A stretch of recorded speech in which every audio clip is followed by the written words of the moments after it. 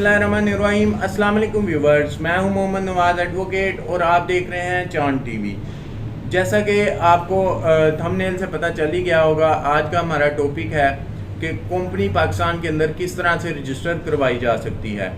Company register करवाने के लिए हमारे पास क्या क्या डॉक्यूमेंट्स होना ज़रूरी हैं और इसकी फ़ीस का क्या स्ट्रक्चर है और ये कितने दिनों में ये रजिस्टर हो जाती है, इसमें इसका नाम किस तरह से चूज़ कर सकते हैं हम, और उसके साथ साथ इसकी जो इकसाम है कंपनी की वो कितनी है और उनका क्या अलग-अलग प्रोसीजर है।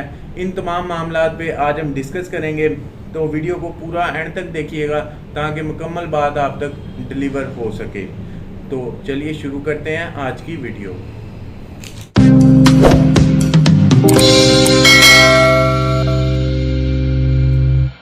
जी व्यूवर्स, जैसा कि कंपनी का हमारा टॉपिक है आज का, तो कंपनीज जो होती हैं वो दो तरह की होती हैं। एक पब्लिक लिमिटेड कंपनी होती है और दूसरी प्राइवेट लिमिटेड कंपनी होती है।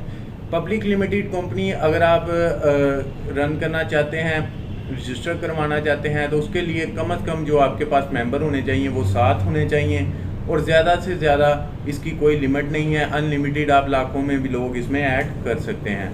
लेकिन प्राइवेट लिमिटेड कंपनी का जो है वो थोड़ा सा मुख्तलिफ है मामला।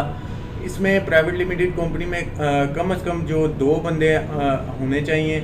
आप इसमें जो मिलके ये कारोबार या कंपनी रजिस्टर करवाएं और ज़्यादा से ज़्यादा सिर्फ 200 हो सकते हैं, 200, इससे अबव नहीं हो सकते प्राइवेट लिमिटेड कंपनी में। अब आ जाते हैं कि इसमें हमें डॉक्यूमेंट्स कौन कौन से चाहिए। चाहे पब्लिक लिमिटेड कंपनी हो चाहे प्राइवेट कंपनी हो, इसमें सबसे पहला डॉक्यूमेंट्स हमें मेमोरेंडम ऑफ एसोसिएशन चाहिए होगा, जो कि आउटसाइड कंपनी के मामलात को किस तरह से डील करना है, किस लिमिट में रह के डील करना है, वो सारी चीज़ें ये वाज़िया करेगा। और इसी तरह से आर्टिकल ऑफ एसोसिएशन होगा, जो कि कंपनी के इंटरनल मामलात हैं वो किस तरह से डील करने हैं। उसमें मतलब कि डायरेक्टर कौन होगा, सेलर कौन होगा, परचेज़र कौन होगा, ये सारी चीज़ें उसमें आती हैं। आप चाहें तो आप ये खुद भी बनवा सकते हैं, चाहें तो किसी लॉयर की खिदमात भी हासिल कर सकते हैं। लेकिन इसमें ये दोनों आर्टिकल ऑफ एसोसिएशन और मेमोरेंडम ऑफ एसोसिएशन, ये दोनों कंपनीज चाहे प्राइवेट है चाहे पब्लिक है, दोनों के लिए ये लाजमी है। लेकिन अगर पब्लिक के लिए एक और चीज़ भी कंपलसरी है, वो है certificate of commencement of business. अगर आप पब्लिक लिमिटेड कंपनी रजिस्टर करवाना चाह रहे हैं तो उसके लिए आपको SECP के रजिस्ट्रार से एक एप्लीकेशन मूव करनी होगी, फॉर्म फिलअप करना होगा और आपको एक certificate of commencement of business वहाँ से लेना होगा। उसके बाद ही आप पब्लिक लिमिटेड कंपनी रजिस्टर करवा सकते हैं। लेकिन प्राइवेट लिमिटेड कंपनी में इसकी ज़रूरत नहीं होती।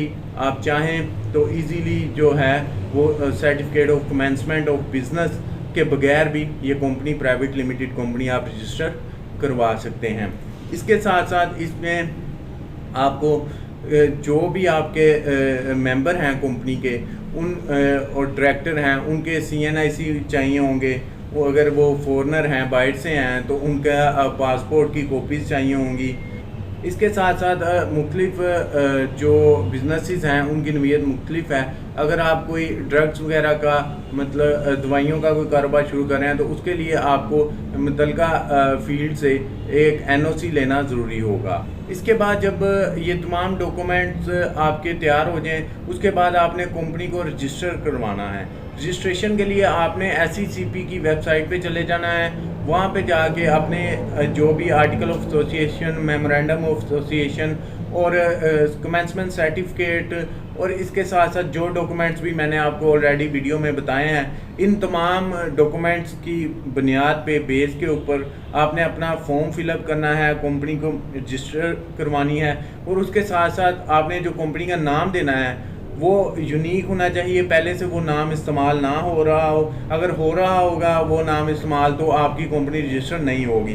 तो आपने कंपनी वो वेबसाइट ऑलरेडी आपसे 3 नाम मांगेगी, कोई भी 3 नाम आपने देने हैं, उनमें से कोई भी एक नाम आपका कंपनी का रजिस्टर हो जाएगा।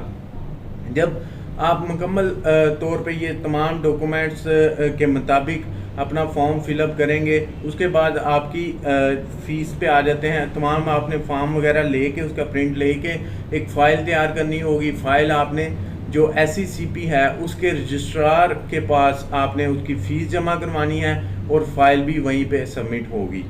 और जब ये फ़ाइल वहाँ पे सबमिट हो जाएगी तो उसके बाद वो रजिस्ट्रार आपको बता देगा कि कितने दिनों में आपकी कंपनी रजिस्टर हो जाएगी। अगर वहाँ उसके ऊपर उससे कोई ऑब्जेक्शन हुआ तो वो ऑब्जेक्शन लगा के आपको फ़ाइल वापस कर देगा, ताकि आप वो अपना जो भी उनका ऑब्जेक्शन है उसे दूर करें और दोबारा से फ़ाइल जमा करवाएं। तमाम मालूमात आपको बता दी हैं, लेकिन फिर भी अगर आपको कोई बात समझ नहीं आती या आप किसी तरह से article of association, memorandum of association, even overall company register करवाने के लिए हमारी खिदमत हासिल करना चाहते हैं तो आप दिए गए नंबर पे हमसे रब्ता करके कंपनी रजिस्टर करवा सकते हैं।